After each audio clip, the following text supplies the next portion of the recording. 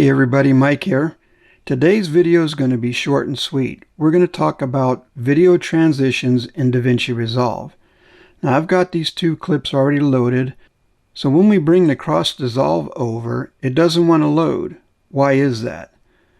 Well, because each one of these clips, this is the end of this clip right here, and this is the very beginning of the other clip. So there's no frames for the cross dissolve or the transition, any of them, to work. So what we have to do is grab the end of that video and pull it back till it turns green, and then go over here to this one, pull it back a little bit. Then we click here, do a ripple delete. Now we come over here and grab our cross dissolve, and looky there, it works.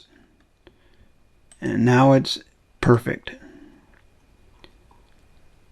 Nice little cross dissolve. So I hope that helps you guys out. Very quick and simple. I hope you enjoyed the video. Have a great day. We'll see you on the next one.